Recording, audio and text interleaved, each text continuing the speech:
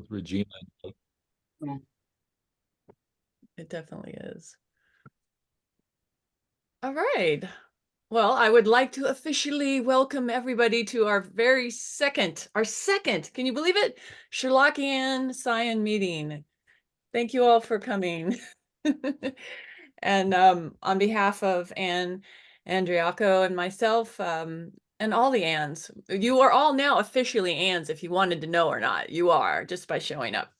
But I'll turn it over to Ann to give us our toast to kick us off. Okay, I was interested in the name Anne since she does that name does appear in the canon. So this is what I found out. Annie, Anna, Annie, Annie. All four of you appear.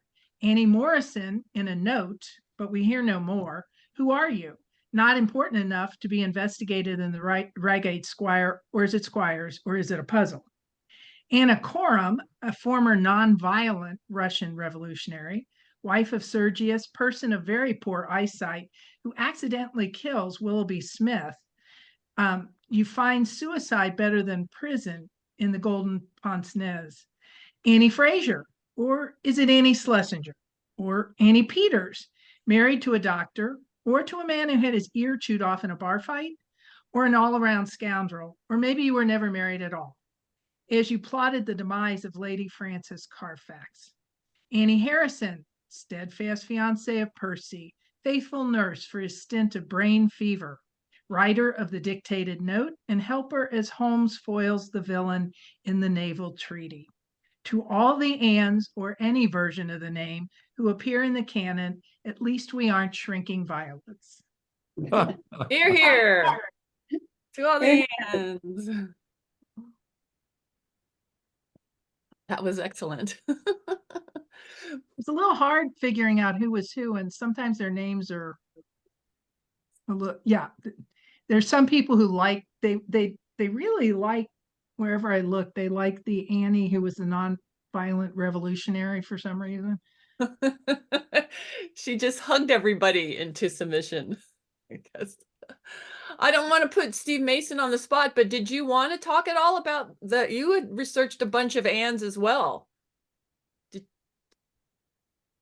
So when you have no life, you do weird things. And so I went through the entire canon and I found my list of the honorary members of this august society and the primary members.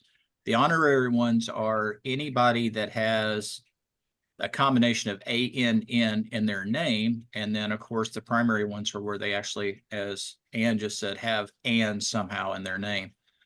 So I will go through this as fast as possible. The honorary members and primary members that I found, and this may not include everybody, is Vincent Spalding, Mrs. Windibank, James Windibank, Patience Moran, Francis Moulton, Jack Bennett, Nathan Garadeb, Alexander Hamilton, Baron Gruner, Eugenia Ronder, John Mason, Norlet Evans, Sandy Bain, Henry Fournay, whatever, John Warner, Valentine Walter, Brenda Treganis, Leon Sterndale, Gennaro Luca, Susan Cushing, Grant Monroe, Arthur Penner, Harry Penner, Alec Cunningham, Annie Morrison, Nancy Barkley, Annie Harrison, Joseph Strangerson, John Rand, Sally Dennis, Jonathan Small, Anthony Jones, Jonathan Wild, Sebastian Moran, Scanlon, that was one name, but they still got in, Sebastian Moran, John Hector McFarlane, John Hopley Nelligan, Stanley Hopkins, Anna Corrin, Stanley Hopkins, Susan Tarleton, Jeffrey Staunton, Arthur Staunton. And that is my list of everybody that can be honorary or primary members. Wow. That's a lot. And you also, I thought, also found some locations if we wanted to. Wasn't there Ann Street or something? I don't remember. I might have, but that may have been Rich. Oh, it could have been. No, Queen Anne Street, I think. Yeah, there you go. Queen Anne. Oh, okay. That's brilliant. I appreciate you taking the time to do that. And you did a lot to kickstart us the Ann scion, and you had a lot of influence because when we were first discussing this, you said, be careful, don't get yourself involved too much, or know what you're doing when you start a scion, which is why we only meet in months that begin with an A or an N, because you cautioned me. I'm like, well, 3 times a year we can do that, right? Okay. And you're still meeting more often than the speckled band and the copper beaches, so that's a good thing. Yeah. That's true. Well, and if we might have an in-person meeting, if you're going to Minnesota in July, is anybody, I mean, 2 of us, right? Well, we'll have to have a little A lot of us. sidebar. Yeah, we'll have to figure something out just so we can say we all met once. In And if we person. go to a Waffle House, we could have two society meetings at the same time. Oh, there you go. Oh, brilliant. Well, let's plan that for sure. I love that idea. Everyone will Wanna want to start explain? doing. Yes, explain. Well, so we formed a society called the Southern Waffleers because it turns out that several Sherlocki-Anns, for whatever reason, have this passion for Waffle House. And so anybody that goes to a Waffle House during a Sherlocki-Ann event, it can't just be, for the fun of it. But so far, 22 people. Yes, Regina has her certificate of authenticity. Our leader is Sherlock Holmes, who is the world's greatest detective and short order cook. He was able to provide victuals a couple of times. And as we've said, the Waffle House is the only place we know of that after midnight you can still get dinner and a show. So every time you go. You did it in Dayton, right? Yes, And we did. breakfast.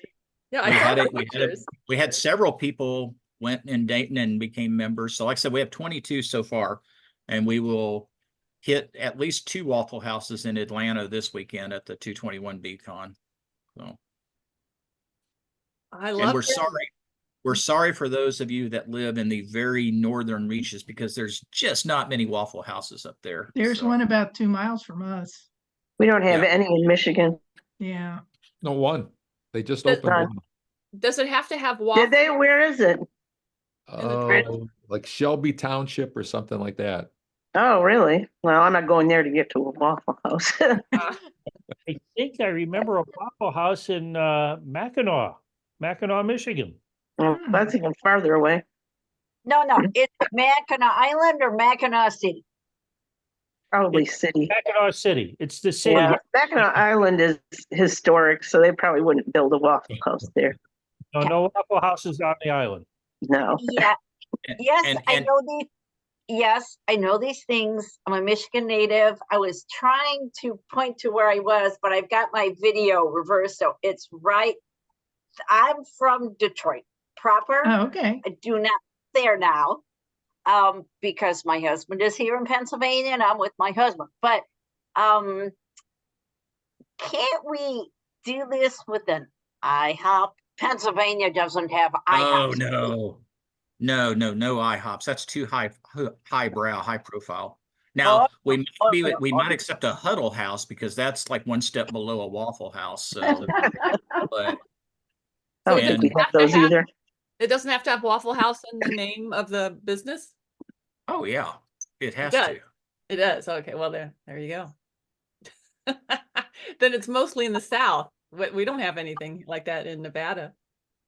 It's to encourage people to come to the South for some of our conferences. These people that stay in the North all the time need to come see, things south of the Mason-Dixon line. Well, Dayton has one, and if you come to our Scion Society meeting here, you can eat at a Waffle House also. After you eat at La Rosa's. Indianapolis has them. Oh yeah. Excellent. All right. Well, we'll put that on our mental agenda for the next time we're in any of those locations. Tom Campbell is collecting pictures of people at Waffle Houses for the Sherlock Holmes Society of Cape Fear. Okay. We have one nearby, so I'm just trying to convince my husband we need to go there for breakfast or something.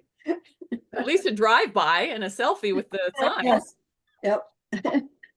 If you look at Cape Fear Sherlock Holmes. That's their webpage. And then he's got the pictures of all of the different Sherlockians that have gone to a Waffle House. Oh, Right. that's a good one. So I thought I joined the scions for the intellectual discussions, and I've spent more of my time laughing at the jokes than anything.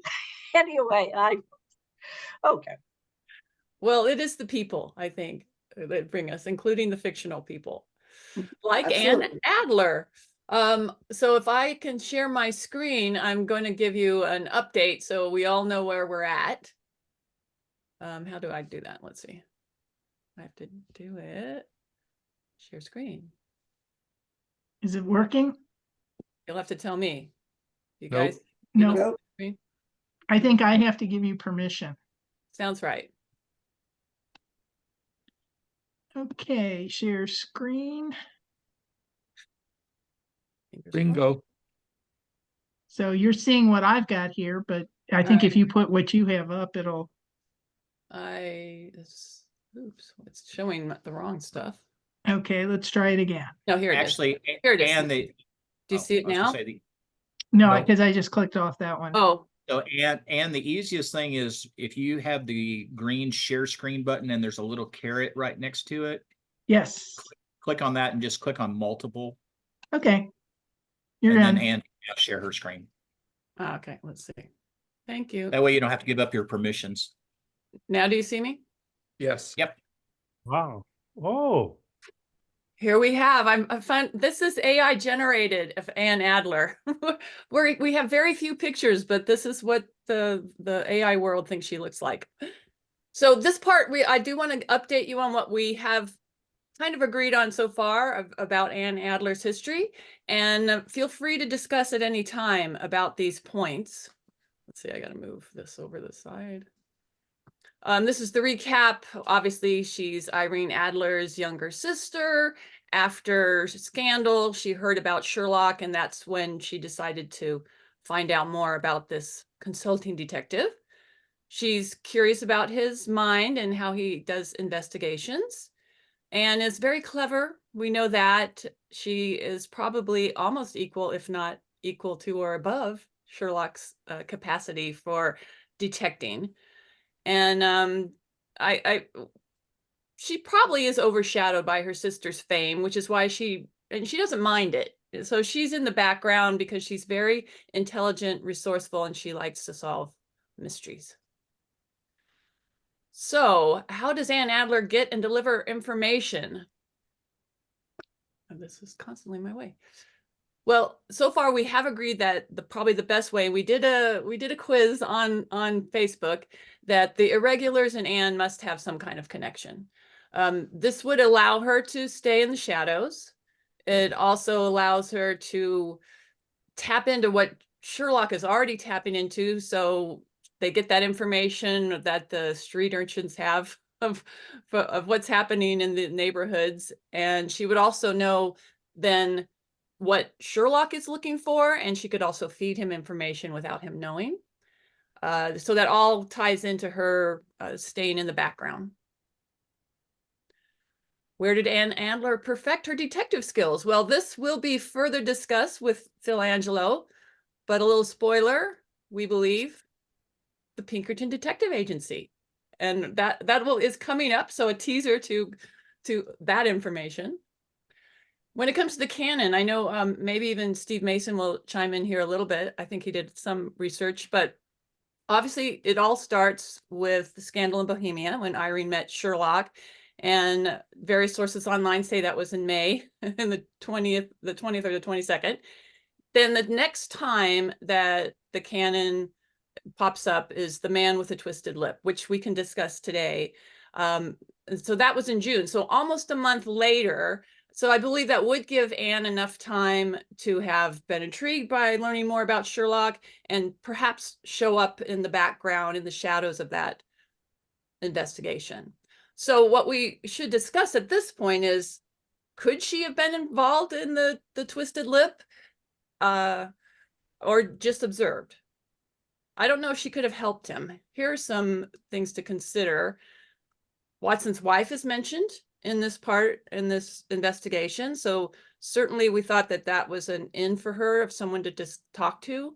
The irregulars, of course, are mentioned. This area of town is an opium den. So obviously that part of this, the investigation, I don't see Anne showing up in the opium den. He's also not at Baker Street, so she might have been there before this investigation started. Anybody have any thoughts about the twisted lip? I know Rich did some. Yes, Rich. Do you want me to go? Yeah, go ahead. Okay, so at the first reading, it may look like Ann Adler didn't participate in the twisted lip because all of the action took place at either Dr. Watson's house, the opium den at Upper Swandam Lane, at Neville St. Clair's house, or at the police station. However, I believe that Anne had her fingerprints on many of those who were involved in the story. Anne, like her sister, grew up working in the theater and was probably the one who taught St. Clair the secrets of makeup so that he would look like a deformed beggar. St. Clair thought only one man, the rascally Lasker, knew his secret, but Anne also knew the secret because she recognized him begging at his usual location. But there's more. You say that Anne was the younger sister. How old was she? Was she the younger one, or could she have been the older sister? Was she like Mycroft, the smartest one in the family, even sharper than Irene? I checked birth records in New Jersey, but I couldn't find any for Ann Adler. Initially, I assumed she was younger, but the more I thought about it, I think she was born before Irene. Her name is Anne, and her name starts with the first letter of the alphabet. Our group of Anns were smart enough to come up with the idea for this society, which makes me think Anne was older and wiser, but more on that later. You'll recall that in Scandal in Bohemia, when Dr. Watson saw Holmes in disguise, he said, "The stage lost a fine actor, even as science lost an acute reasoner when he became a specialist in crime." Where did Holmes learn about makeup and disguise? Who taught him? I assumed he learned about it in school, at university. Was it Cambridge or was it Oxford? Scandal took place in March 1888, and according to Holmes's notes, Irene was born in New Jersey in 1858, which would have made her 40 years old at the time of Scandal. Holmes was born in 1854. If Holmes was at university during the time Gloria Scott took place in July 1874, that would make Irene 16 and Anne would be around 14. That's why it makes more sense that Anne is the older sister. If she was born in 1854, the same year as Holmes, she could have attended university around the same time as Holmes. But were women allowed to attend college at the time Holmes was in school? Time for a rabbit hole.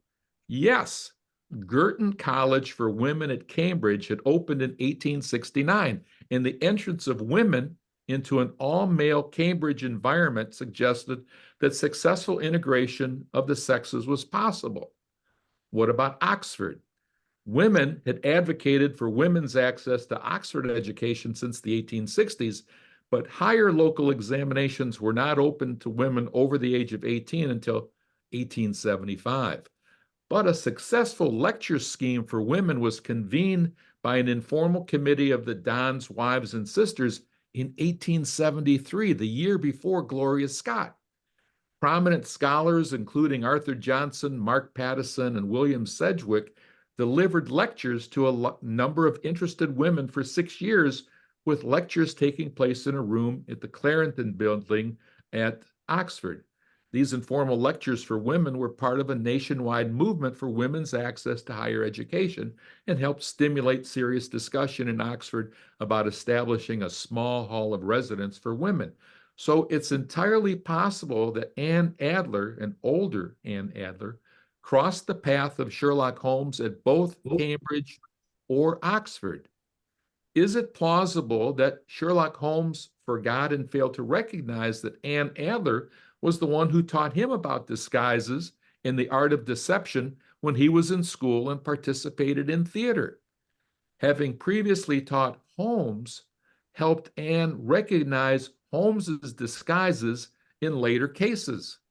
This suggests to me that Anne was the one who told Irene Adler that the clergyman who entered her home probably was Sherlock Holmes.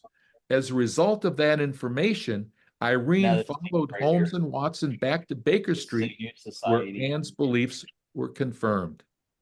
Therefore, my theory is that Anne Adler is older, wiser, and will definitely be a match for Sherlock Holmes as we continue our research. Wow. Bravo, Rich. This is huge. I think we definitely should consider it. Anybody else? I throw in with this possibility. I want to add one thing about the man with the twisted lip. As a retired newspaper editor, one incontrovertible fact is the idea that it's easier to make money as a beggar selling matches than it is for working for a newspaper. Uh-huh. So you would try it? Is that what you're saying? Back then? Yes. Oh my goodness. Anybody else want to chime in about Rich's radical idea? Anne could be the older one. We don't have any proof of her age or anything. I think it's very legitimate. I looked, I couldn't find it. Good for you. Perhaps she was born somewhere else and her family moved to New Jersey before her sister was born. Yep. And then they ended up, I mean, she was born in New Jersey, and then I think they came to London afterwards. They came to England. I mean, she didn't sing in New Jersey only. Irene. Well, I definitely think we'll put this on our list of what we should consider, and I really appreciate all of the research you did, Rich, to put this together. And I can see that lawyer brain at work. You presented it very well. It actually blows the mind. She's older. It's very possible. All right, moving on with that. So this is something else I was considering that we should consider. How would Sherlock know? And should she reveal herself to Sherlock at some point? I mean, we're sort of assuming she never did. What are our thoughts about that? Would Sherlock know, and would he care? How would he react if he found out that someone was secretly helping him? Any discussion on that? I think Watson would have found out and would have mentioned it in the stories. Oh, that's true. Well, Watson misses things, and especially if she maybe befriended Watson's wife, and then Watson's wife disappeared. Maybe that's why she disappeared from the storytelling. You never know. Anyway, this is a point I think we should consider further down the road. Sherlock's pretty clever in his own right, obviously. Would he know and then keep it secret, or let her keep it secret? He's playing along with, especially if he remembers he met her and knew her from college days. Yes, Elaine? Oh, well, what I think is quite possible is that she was able to kind of insert herself into some of these investigations through Mrs. Hudson, because although the irregulars used to drive her crazy, running through the front door, I'm sure they came around to the back and, were able to snatch cookies or whatever she had going there. And that would have been an excellent place for Anne to have visited Mrs. Hudson and surreptitiously then find out through her what was going on upstairs. I like that. I think any woman would be a natural place. Anne, were you going to comment? No, I was just going to agree that I was thinking through the kids, and Mrs. Hudson or some of the other women in the stories is probably how she got in. I think that's worth examining also along these lines in future. And just because she met him in college and helped him do something doesn't mean that his memory extends, that it was something important enough to be imprinted in Sherlock Holmes's memory. That's a good point. That's a good point. He was memorable to her. Ooh, that would be slightly sad, but okay, I agree. That's that we all remember different things. That I don't know about you, if you've had siblings and you talk about growing up. My brother and I never remember the same stuff, which is cool in some ways, because then you get a bigger picture of your life. That's the same thing with my brother and I. We remember entirely different scenarios. But he's younger than me. So Mine's older, but by 5 years. I think it is true that we all have our own point of view. We all are our own hero in our stories. So we see things and we remember things differently because we're focused on different things, right? And yes. Yes. this is Val. Hi, Val. I've got a couple of ideas floating around in my head, but I want to look into them a little more before I go into them in depth. But when you were talking about talking at the back door, plus the irregulars, why Anne could be in touch not just with Watson's wife, but also I thought of it as a little Girl Scout troop, but not Girl Guides at that time. They weren't there. But the irregulars, the brothers, they all have sisters. And the sisters can get places that perhaps the street urchins cannot. So they could be apprentices in washing, in laundries, in other words, apprentices with a cook. And that would be even more ways to channel information to Anne, and Romana could go to Sherlock. Also, cast off clothing, female attire for Holmes's various bolt holes. That would be a really discreet way of swapping out some of that. And if Holmes is aware, if Sherlock is aware of Anne, she's providing a service, which is, maybe some women's clothing, and she drops it off every now and then in one of his bolt holes. Why would he ever mention anything to Watson on this? It would be just a little backstory. Anyway, those are some ideas or comments. I like that, because you're also suggesting that she's offering another avenue of information than the irregulars. So Sherlock would say, let's keep it going. If she doesn't want to come forward, she doesn't have to. I like that he would keep it from Watson, because he does keep things from Watson. So that's excellent. And if you would like, I put this in the chat a little bit, but for a future meeting, I'm not committing to a date, but for a future meeting, I think I might like to investigate that, looking at the roles of where were maids / female help involved in the background in some of the stories, and what might there have connection have been to a case that wasn't really brought out necessarily to the forefront, but they could be some candidate female regulars, so to speak. Okay. I'd love for you to do that. Our next meeting's in August. You got plenty of time. Oh my gosh. Well, I don't know if it would be that soon, but I know then there's November. There's always November. November. Okay, November. Yeah, we could look. Okay, thank you. See what you've sparked, Rich? I love this. Let's see, I have a few more slides on this one. Oh, this was it. The next up is the 5 orange pips, just for anybody that wants to. I'll try to remind you. Rich was one that actually reminded me of the twisted lip. And I'm like, oh yeah, we got to include that. All right, I will stop my share. we're going to get to the meat of our meeting, the very fun part. And we're so happy to have Phil Angelo here. And I have to say that, Phil, you are the first person to write a pastiche about Anne Adler. And I thank you.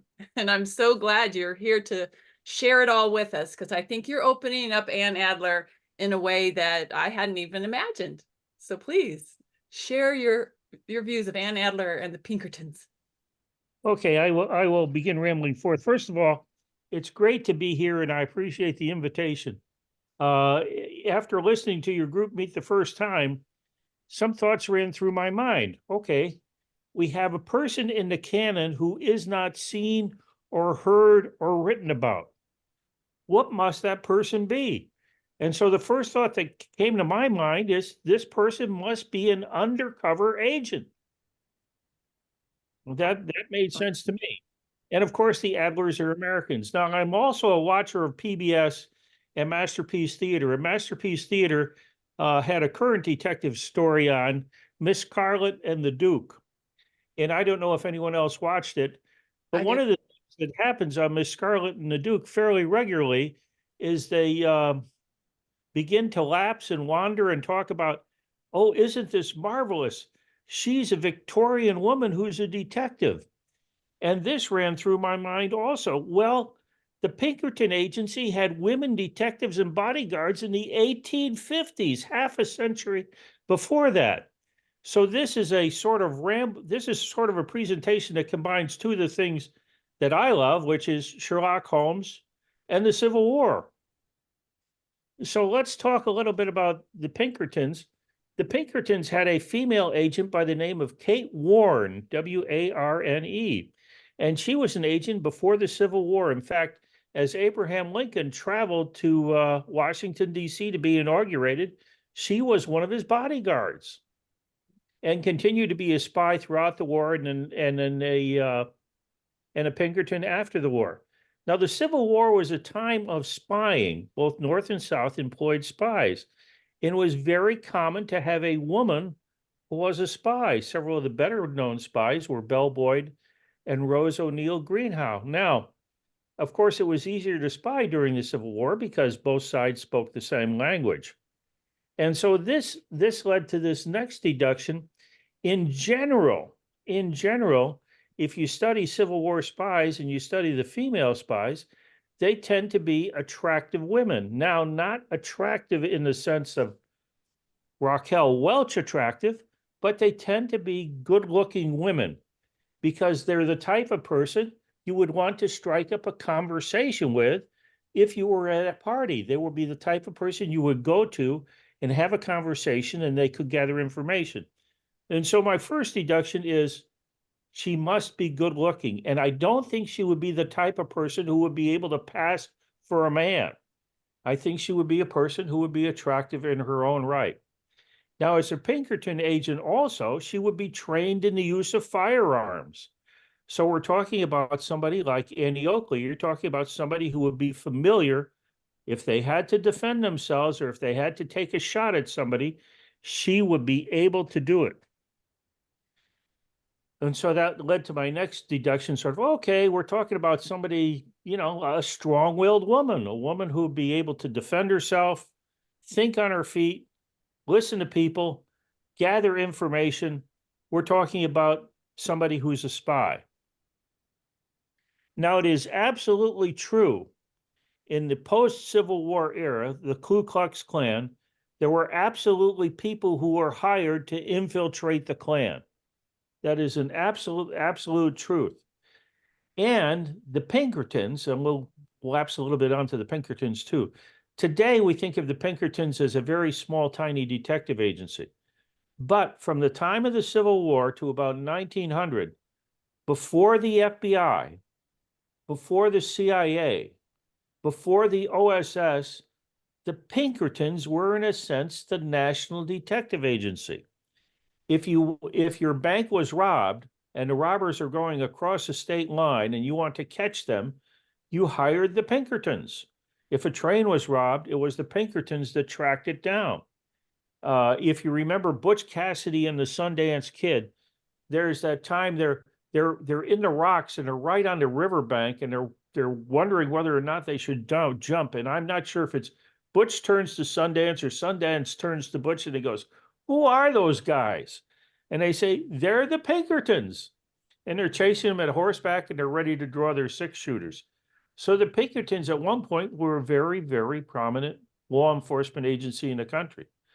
Now, in the canon, of course, you have the Pinkertons in the Valley of Fear, which is based upon a real incident where Pinkerton agents were used to infiltrate the Molly Maguires. And the Molly Maguires were a combination sort of labor union and also an intimidation force, because just like the Scourers in the book, the Molly Maguires killed people. So if you disagree with them, you were in tough stuff. So the Pinkertons had an agent, notably James McParland, who infiltrated the Molly Maguires. And that's what the Valley of Fear is based upon. Now you get the man with the twist, not the man with the twisted lip. You get the 5 orange pips, where the bad guys are the Klan.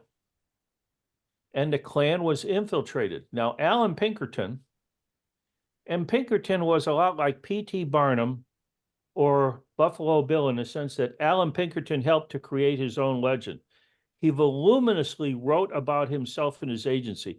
He wrote something like nearly a dozen books, and they're all thick books. They're all like 300, 400, 500-page books detailing his life, his family, his agency, how to be a good detective, all of it. It just goes on forever and forever. So he sort of helped create his own legend. But he was very much also a do-gooder. He before the Civil War, he was very much a strong abolitionist. He was very much pro-freeing the slaves at a time when that was not a popular viewpoint to have. He was one of the friends and one of the person who helped fund John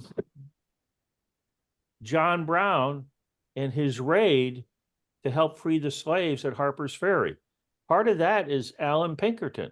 So it makes a very, very sense to me that Pinkertons would have employed someone to infiltrate the Ku Klux Klan. Now, we think of the Klan today as a sort of, and it's a horrible organization. You can't say anything good about the Klan. But it's a mistake to think of the Klan as very much of a top-down, pyramidal, one person at the top, super organized group. The Klan is really sort of disorganized. It means one thing in one state, one thing in another state, one thing in one locale, one thing in another locale. There were elements of the Klan that were a murder society. There were elements of the Klan that would be intimidating. If you'd show up at the poll and there's the Klan guy standing off to the side, and you're thinking, I better not vote the wrong way. And if I'm a person of color, I better not show up to vote at all. So there were very much intimidating factors of the Klan. The Klan also had a women's auxiliary. Just as you think of a service club today, the Klan had a women's auxiliary. So yes, there were people that would have gathered around to bake the biscuits, fry the chicken.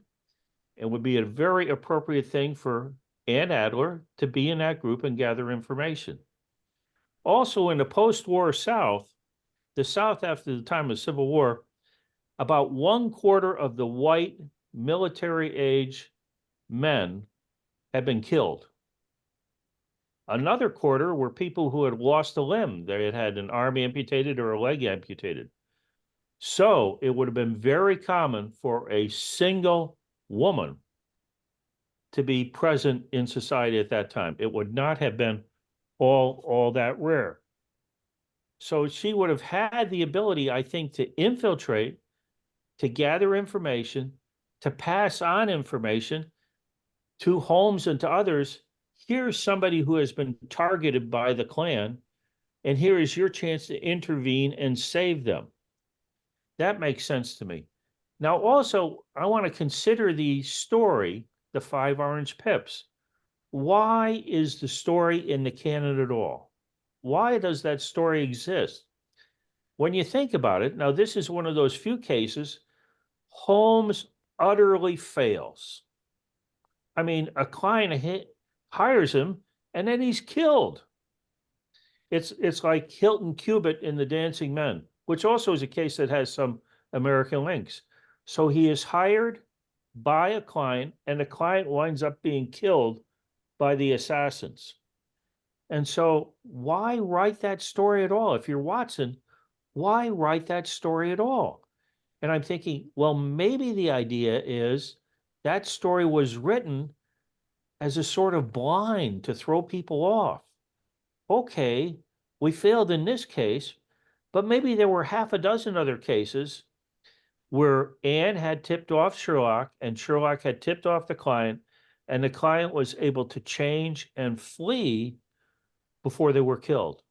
In other words, the one case that is not a success perhaps covers up or serves as a blind for other cases where the client, in fact, was notified and escaped. So that's my thinking. And here's one of the things I wrote here. Now, the year 1876 was also a watershed in American history and a watershed in the history of the Klan. After the Civil War, which ended in 1865, from 1876, Reconstruction was taking place in the American South. By that I mean there were troops that were occupying portions of the South, and African Americans were given the right to vote. So from 1865 to 1876, there are a number of African American senators, congressmen, and other types of officials. Now in 1876, 1876, there was an election very much disputed between Rutherford B. Hayes and Samuel Tilden. Tilden was the Democrat and Hayes was the Republican. And there were 3 states that were in dispute. One of them was Florida. And the Republican Hayes would only win if all 3 states were deemed to be Republican. And there was a special commission set up to consider this. And the commission wound up throwing those 3 states to Hayes. The Republicans wound up winning the election, the presidency, and the trade-off was that the Republicans would withdraw the troops from the South. So the federal troops were withdrawn from the South and Reconstruction collapsed. The White South rose up and took control again. And when the White South rose up and took control, that was the period where they began to exact revenge on those people who had helped the African Americans. So if you had patronized an African American business in, let's say, 1870, if you had upheld their right to vote in 1870, or otherwise had helped to benefit African Americans in 1870, by about 1877, your name was on a list, and it was not on a list for a good thing. It was on a list because you were being targeted. And so it's very, at that point, for the next 15 years or so, yes, you would wanted to find out, am I a target? Are they after me? And how can I escape? And I would think Anne Adler is a person who might have found out those lists, might have helped people escape, and might have helped free them. And again, I see her as a Pinkerton agent. So I see her, yeah, okay, she's helping Holmes, but I see her as a strong person in her own right and handling it that way. And so this is what I said here at the end. The 5 Orange Pips started in Florida and ended in Horsham, England. So did Anne Adler. So that's the gist of what I was going to say. I'm open to any questions that people might have. Oh, I love it. Well, I wonder, Rich, do you want to chime in? How old would that make Anne? Was she would actually, her being older would actually probably help this theory, right? How old would Anne have to be in your timeline, Phil, to be allowed in? let's assume she would have been active in 1880. Okay, Mhm. let's assume that she's at least an adult in 1880, that she's at least 20 years old by 1940, by 1900 rather, she'd be 40 years old. Yeah.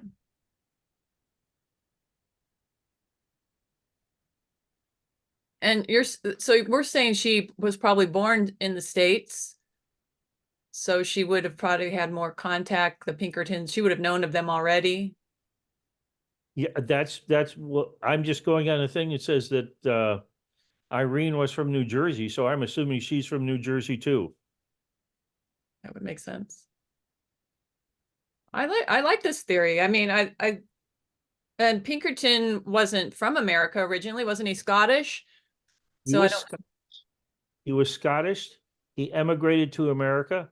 He arrived in this country as a poor man. He started as a barrel maker. And he eventually got involved, not got involved, involved is not the correct word. He eventually broke a gang of counterfeiters in Chicago. That was his start. And from there, he was hired by other banks to break up counterfeiting rings. That's how he got his start. Interesting. And I like that you mentioned Kate Warren. Because I do know that there was an attempt on Lincoln's life on his inaugural trip to be inducted in, or what do they call it? To be made president after he won. There was like in Baltimore or something, and Pinkerton and his people foiled that plan. Yes. Unfortunately, he got too big after the Civil War. He wasn't around to protect Lincoln a second time. Well, the story behind that runs like this. Pinkerton was very much an anti-slavery person, and very much a friend is not the right word, acquaintance and supporter of Abraham Lincoln. So he provided services to Abraham Lincoln on the way to the inauguration. Now, during which Warren was one of several agents who was in the car, in the car traveling with Lincoln, The train car. Yeah. In a train car. Now, after the war started, Pinkerton ran a spy network for the North. Now, there are two important elements of espionage. One is gathering information, which the Pinkertons were outstanding at. They had all sorts of spies. They had a spy who was a stutterer. They had a spy who pretended to be an English lord. They had all sorts of spies throughout the South. They were very excellent at gathering information. They were not very good at what you would call analyzing information. So they tended to overestimate the number of soldiers that were in the South. And Pinkerton was very much part of the staff of General George McClellan. Now, when McClellan was fired by Lincoln after the Battle of Antietam, the Pinkertons also departed the war effort. If the Pinkertons had been on the case, if the Pinkertons had been retained, and they were in fact acting as Lincoln's bodyguards in 1865, there would have been no assassination. Yeah, I agree. That's interesting to know. Anybody else have some questions for Phil? I didn't know this history. I've always enjoyed the Pinkertons, but I never saw a connection before between Pinkertons and Sherlock Holmes. But Anne would offer that. How old would she have had to have been to work for the Pinkertons? Because 5 Orange Pips took place, I think, around 1889. Well, I think you would have to assume, I don't know when she might have been born, but I would say 1889. Let's assume she had been born in 1859. She'd be 30 years old.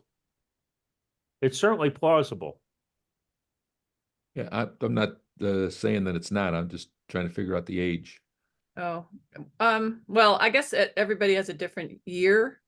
I had this other list that said it was 1887 was the 5 Orange Pips, but Yeah, I'm going by historical Sherlock. Okay, I thought I was too, but I learned that there's much debate about these dates.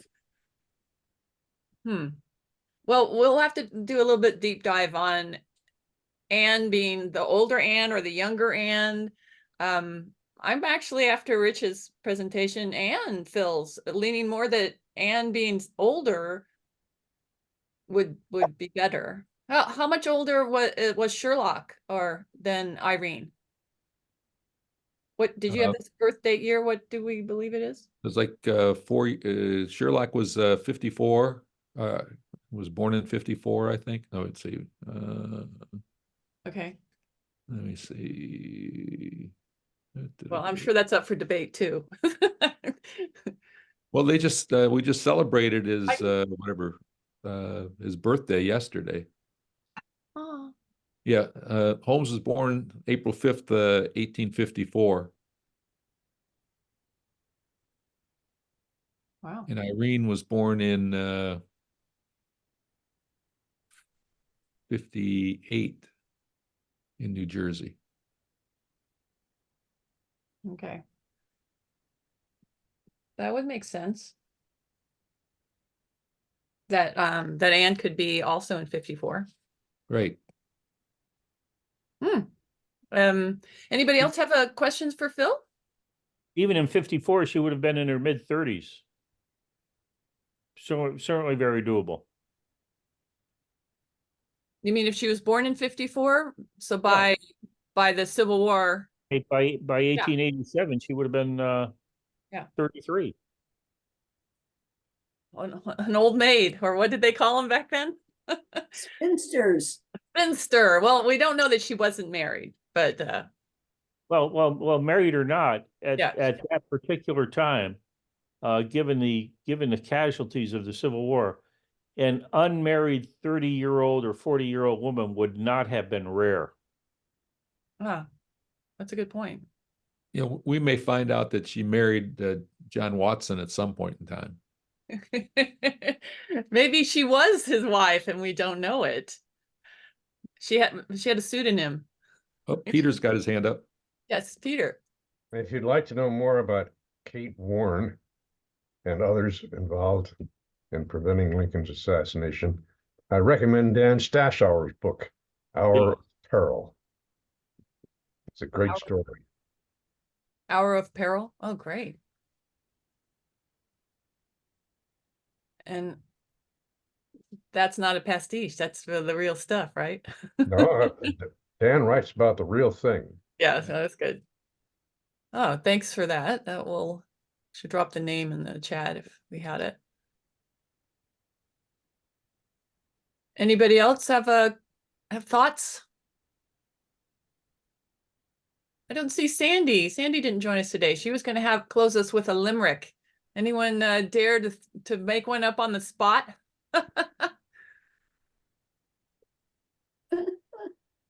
No takers?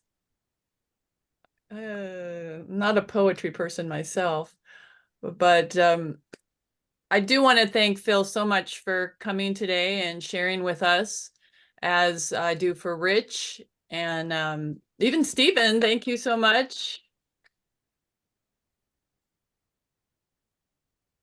You're welcome. You're welcome.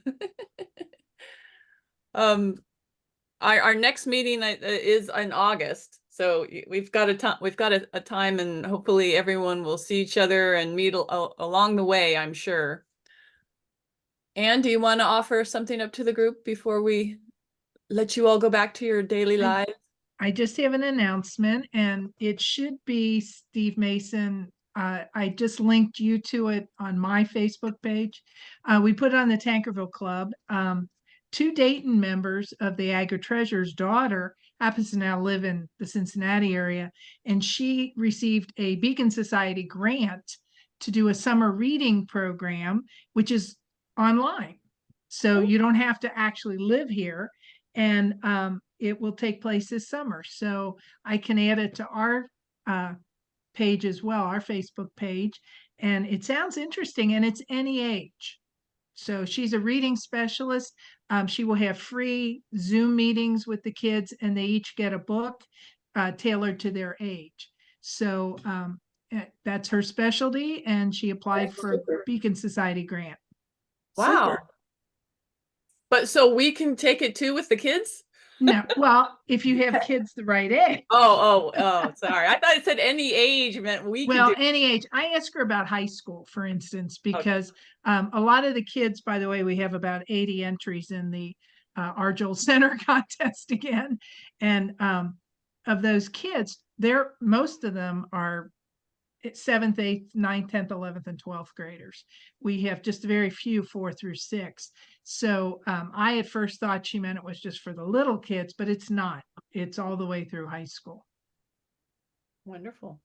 Are there any So- other meeting announcements that of upcoming meetings that anyone here would like to share? I mean, I know Phil has a meeting pretty soon too. Yes, our group will meet on Wednesday. We meet at Scrumenti's in Stager in Illinois, and people are also welcome to Zoom in. If you are not on our Zoom list and want to email me, philangelo@comcast.net, I will send you the link. And Fantastic. our next meeting is on the retired colorman, Mm, which is near the end of the canon. fun. They're a good group. And Rich. Steve's group meets tomorrow Oh yeah, Steve. Do you want to plug through the your Buck Lone Star, 2 o'clock Eastern, 1 o'clock Central. and you Yes, send and Zoom? We can Zoom it too? oh yeah, just send me an email and I'll send you the link.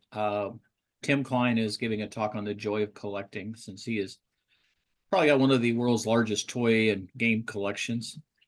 So He was in Dayton and gave a wonderful talk. he did. So we should have a good time tomorrow. Well, wonderful. Well, I feel like we should have a handshake or I don't know with Zoom. We should have some send off. I don't know what it should be, but yeah, Ann Adler needs like a signal, like to tell her people that it's okay to approach me. So we should work on a hand signal that isn't bad. This is an A. Anyway, Oh, an A. Yeah, because she could just. Mhm. That's Ann, spell out in finger spelling. I Oh, used to that's work with true. the deaf. It could just be, I what's was going the to suggest deal putting a with- big A on your shirt, but the last time that happened, I don't think it went Oh. over well. As long as it's not red. Yeah. Okay, but yes, Yeah. this is not a bad one. We'll sign off, and we'll be the only ones that know, unless you come to a meeting or watch us on YouTube. Right. And I Yes. will give my best effort at a really awful pun if you want a closing Yes. something. Yes, Good. please. The ants. We gather to discuss, without much fuss, whether you're a boy or a girl, you can wear pearls or not. But we are here all for the love of Holmes and his unknown pets. So you think there's more than what Doyle knew? Come to our meetings and do not fret. Wonderful, wonderful. Well, it's not great, but I was just putting it together. Sums it all up. that's pretty good. That sums it all up perfectly. Oh gosh, well, this is